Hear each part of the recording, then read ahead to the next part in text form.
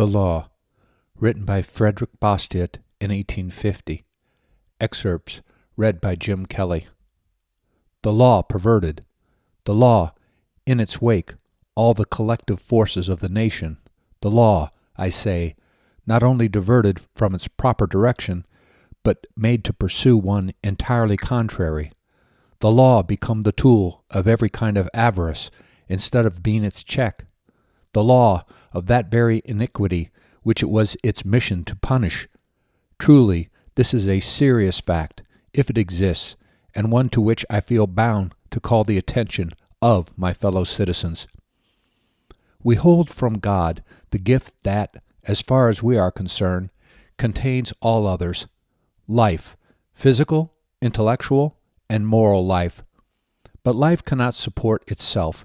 He who has bestowed it has entrusted us with the care of supporting it, of developing it, and of perfecting it. To that end, He has provided us with a collection of wonderful faculties. He has plunged us into the midst of a variety of elements. It is by the application of our faculties to these elements that the phenomena of assimilation and of appropriation, by which life pursues the circle that has been assigned to it, are realized. Existence, faculties, assimilation. In other words, personality, liberty, property. This is man.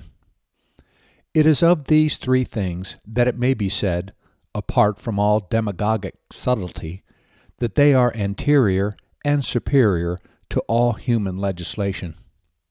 It is not because men have made laws that personality, liberty, and property exist. On the contrary, it is because personality, liberty, and property exist beforehand that men make laws. What then is law? As I have said elsewhere, it is the collective organization of the individual right to lawful defense. Nature, or rather God, has bestowed upon every one of us the right to defend his person, his liberty, and his property, since these are the three constituent or preserving elements of life, elements each of which is rendered complete by the others, and that cannot be understood without them. For what are our faculties but the extension of our personality? And what is property but an extension of our faculties? If every man has the right of defending, even by force, his person, his liberty, and his property, a number of men have the right to combine together, to extend, to organize a common force, to provide regularly for this defense. Collective right, then, has its principle, its reason for existing, its lawfulness, in individual right, and the common force cannot rationally have any other end or any other mission than that of the isolated forces for which it is substituted. Thus, as the force of an individual cannot lawfully touch the person, the liberty, or the property of another individual, for the same reason, the common force cannot lawfully be used to destroy the person, the liberty, or the property of individuals or of classes. Nothing, therefore, can be more evident than this. The law is the organization of the natural right of lawful defense. It is the substitution of collective for individual forces, for the purpose of acting in the sphere in which they have a right to act, of doing what they have a right to do, to secure persons, liberties, and properties, and to maintain each in its right, so as to cause justice to reign over all. And if a people established upon this basis were to exist, it seems to me that order would prevail among them in their acts as well as in their ideas. It seems to me that such a people would have the most simple, the most economical, the least oppressive, the least to be felt, the most restrained, the most just, and consequently the most stable government that could be imagined, whatever its political form might be. Unhappily, law is by no means confined to its own sphere, nor is it merely in some ambiguous and debatable views that it has left its proper sphere. It has done more than this. It has acted in direct opposition to its proper end. It has destroyed its own object. It has been employed in annihilating that justice which it ought to have established, in effacing among rights that limit which it was its true mission to respect. It has placed the collective force in the service of those who wish to traffic, without risk and without scruple, in the persons, the liberty, and the property of others. It has converted plunder into a right, that it may protect it, and lawful defense into a crime, that it may punish it. How has this perversion of law been accomplished, and what has resulted from it? The law has been perverted through the influence of two very different causes, naked greed and misconceived philanthropy. Let us speak of the former. Self-preservation and development is the common aspiration of all men, in such a way that if everyone enjoyed the free exercise of his faculties and the free disposition of their fruits, social progress would be incessant, uninterrupted, and inevitable. But there is also another disposition which is common to them. This is to live and to develop, when they can, at the expense of one another. Man can only derive life and enjoyment from a perpetual search and appropriation, that is, from a perpetual application of his faculties to objects or from labor. This is the origin of property. But, also, he may live and enjoy by seizing and appropriating the productions of the faculties of his fellow men. This is the origin of plunder. This inevitable phenomenon, combined with the fatal tendency that, we have said, exists in the heart of man, explains the almost universal perversion of law. It is easy to conceive that, instead of being a check upon injustice, it becomes its most invincible instrument.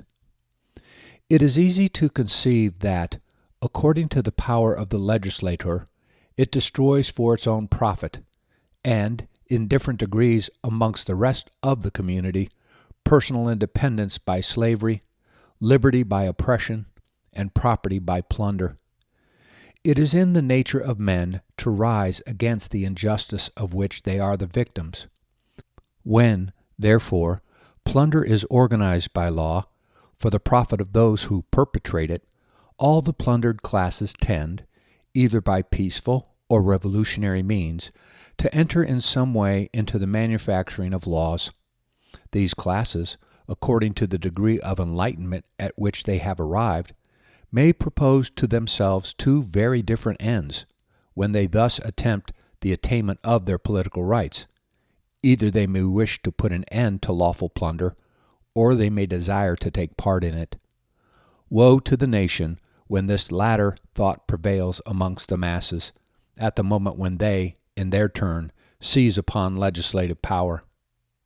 But if the fatal principle should come to be introduced, that, under pretense of organization, regulation, protection, or encouragement, the law may take from one party in order to give to another, help itself to the wealth acquired by all the classes, that it may increase that of one class, whether that of the agriculturists, the manufacturers, the ship owners, or artists and comedians, then certainly, in this case, there is no class which may not try, and with reason, to place its hand upon the law, that would not demand with fury its right of election and eligibility, and that would overturn society rather than not obtain it.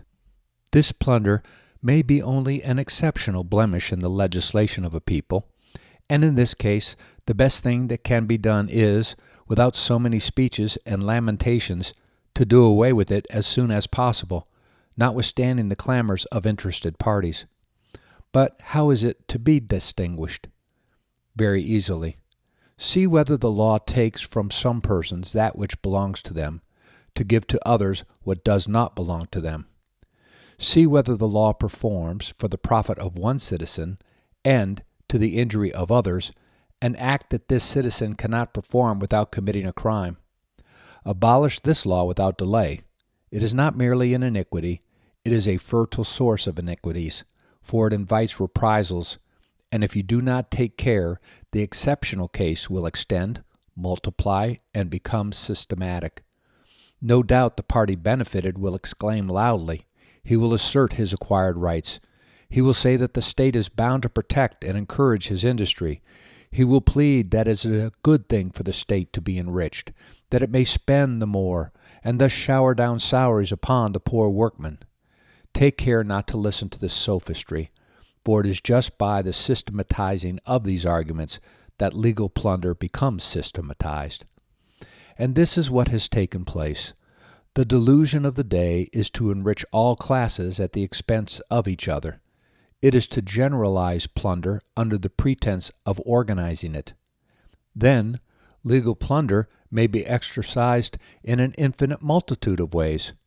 Hence come an infinite multitude of plans for organization, tariffs, protection, perquisites, gratuities, encouragements, progressive taxation, free public education, right to work, right to profit, right to wages, right to assistance, right to instruments of labor, gratuity of credit, etc., etc.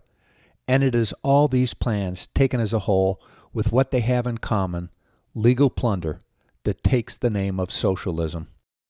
Now, it is important to remark that to organize justice by law, that is to say, by force, excludes the idea of organizing by law or by force any manifestation whatever of human activity, labor, charity, agriculture, commerce, industry, instruction, the fine arts, or religion, for any one of these organizings would inevitably destroy the essential organization. How, in fact, can we imagine force encroaching upon the liberty of citizens without infringing upon justice, and so acting against its proper aim? Here I am taking on the most popular prejudice of our time. It is not considered enough that the law should be just, it must be philanthropic. It is not sufficient that it should guarantee to every citizen the free and inoffensive exercise of his faculties applied to his physical, intellectual, and moral development. It is required to extend well-being, instruction, and morality directly over the nation. This is the fascinating side of socialism. When law and force keep a man within the bounds of justice, they impose nothing upon him but a mere negation. They only oblige him to abstain from doing harm. They violate neither his personality, his liberty, nor his property. They only guard the personality, the liberty, the property of others. They hold themselves on the defensive. They defend the equal right of all. They fulfill a mission whose harmlessness is evident, whose utility is palpable, and whose legitimacy is not to be disputed. But when the law, through the medium of its necessary agent, force, imposes a form of labor, a method or a subject of instruction, a creed, or a worship, it is no longer negative. It acts positively upon men. It substitutes the will of the legislator for their own will, the initiative of the legislator for their own initiative. They have no need to consult, to compare, or to foresee. The law does all that for them. The intellect is for them a useless encumbrance. They cease to be men. They lose their personality, their liberty, their property. Try to imagine a form of labor imposed by force that is not a violation of liberty, a transmission of wealth imposed by force that is not a violation of property. If you cannot succeed in reconciling this, you are bound to conclude that the law cannot organize labor and industry without organizing injustice. When, from the seclusion of his office, a politician takes a view of society, he is struck with the spectacle of inequality that presents itself. He mourns over the sufferings that are the lot of so many of our brethren, sufferings whose aspect is rendered yet more sorrowful by the contrast of luxury and wealth. He ought, perhaps, to ask himself whether such a social state has not been caused by the plunder of ancient times, exercised in the way of conquests, and by plunder of more recent times, effected through the medium of the laws.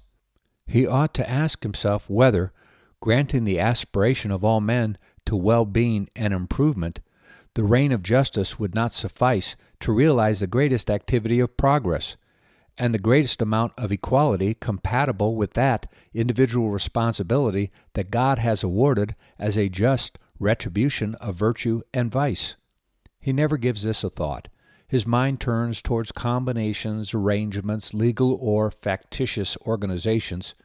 He seeks the remedy in perpetuating and exaggerating what has produced the evil.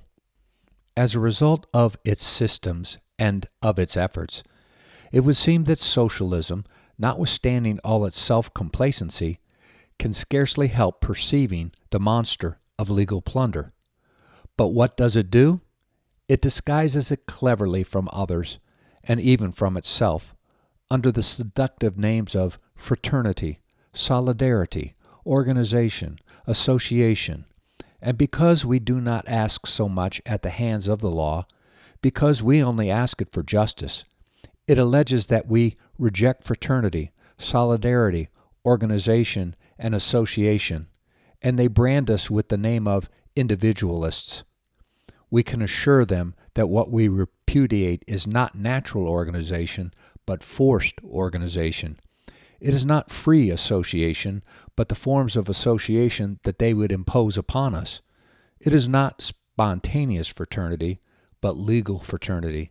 It is not providential solidarity, but artificial solidarity, which is only an unjust displacement of responsibility. How is it that the strange idea of making the law produce what it does not contain, prosperity, in a positive sense, wealth, science, religion, should ever have gained ground in the political world? The modern politicians, particularly those of the socialist school, found their different theories upon one common hypothesis, and surely a more strange, a more presumptuous notion could never have entered a human brain. They divide mankind into two parts. Men in general, except one, form the first. The politician himself forms the second, which is by far the most important.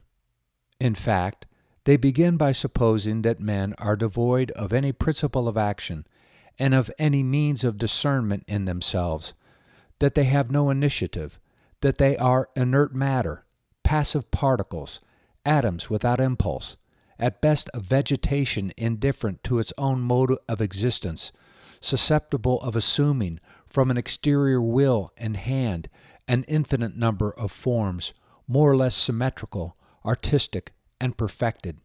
Moreover, every one of these politicians does not hesitate to assume that he himself is, under the names of organizer, discoverer, legislator, institutor, or founder, this will in hand, this universal initiative, this creative power, whose sublime mission it is to gather together these scattered materials, that is, men, into society. Starting from these data, as a gardener, according to his caprice, shapes his trees into pyramids, parasols, cubes, cones, vases, espaliers, distaffs, or fans, so the socialist, following his chimera, shapes poor humanity into groups, series, circles, subcircles, honeycombs, or social workshops, with all kinds of variations. And as the gardener, to bring his trees into shape, needs hatchets, pruning hooks, saws, and shears, so the politician, to bring society into shape, needs the forces which he can only find in the laws, the law of tariffs, the law of taxation, the law of assistance, and the law of education.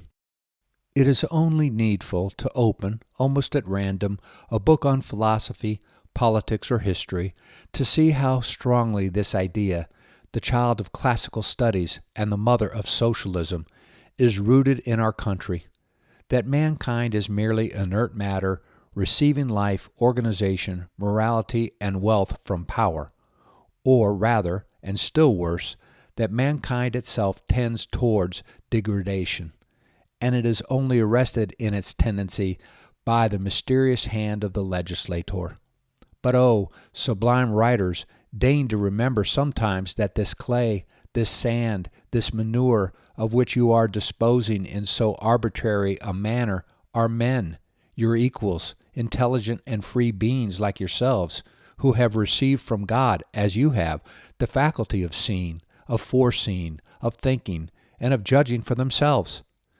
It is not to be wondered at that the 17th and 18th centuries should have looked upon the human race as inert matter, ready to receive everything, form, figure, impulse, movement, and life, from a great prince, or a great legislator, or a great genius.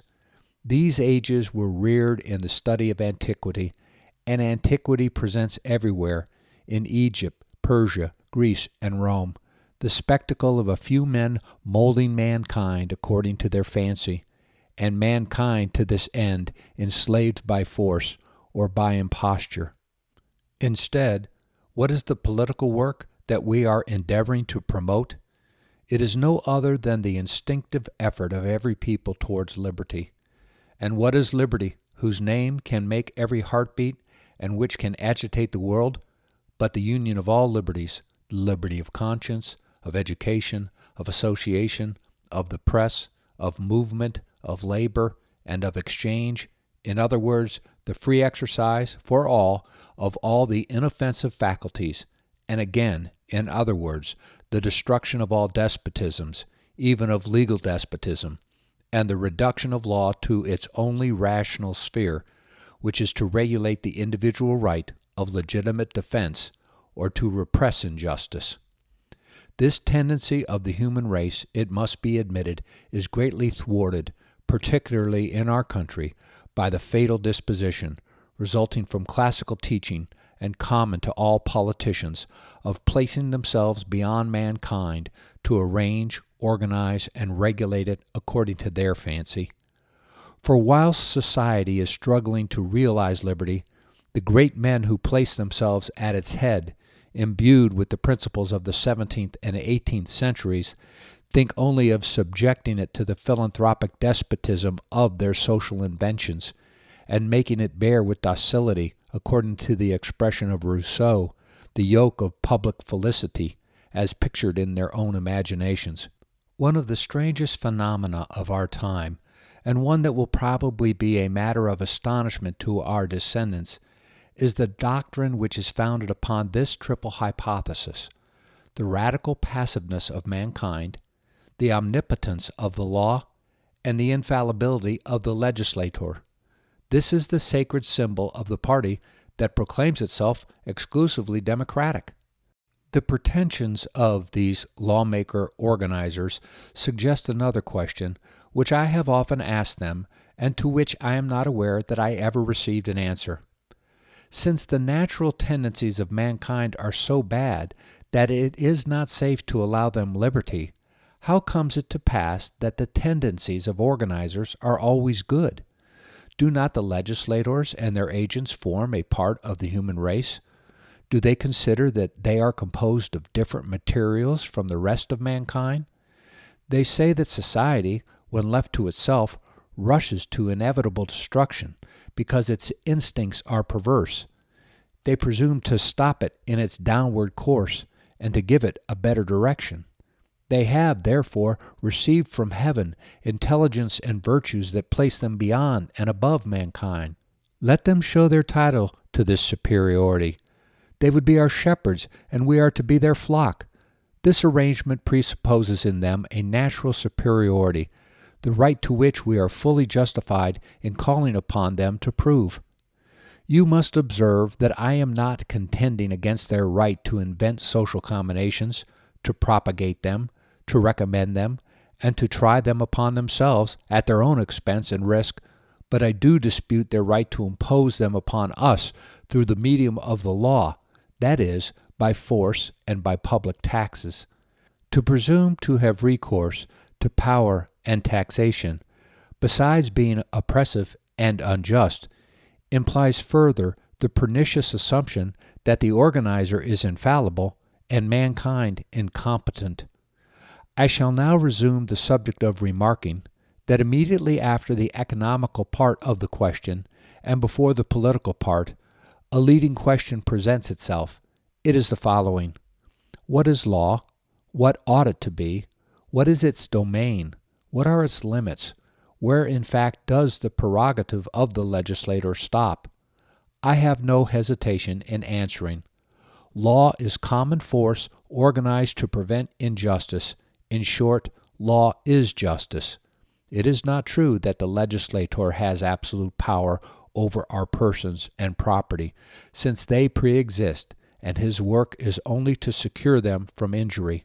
It is not true that the mission of the law is to regulate our consciences, our ideas, our will, our education, our sentiments, our works, our exchanges, our gifts, our enjoyments. Its mission is to prevent the rights of one from interfering with those of another in any one of these things. Law, because it has force for its necessary sanction, can only have domain of force, which is justice. And as every individual has a right to have recourse to force only in cases of lawful defense, so collective force, which is only the union of individual forces, cannot be rationally used for any other end. The law, then, is solely the organization of individual rights that existed before law. Law is justice. So, far from being able to oppress the people or to plunder their property, even for a philanthropic end, its mission is to protect the people and to secure to them the possession of their property. Depart from this point. Make the law religious, fraternal, equalizing, industrial, literary, or artistic, and you will be lost in vagueness and uncertainty.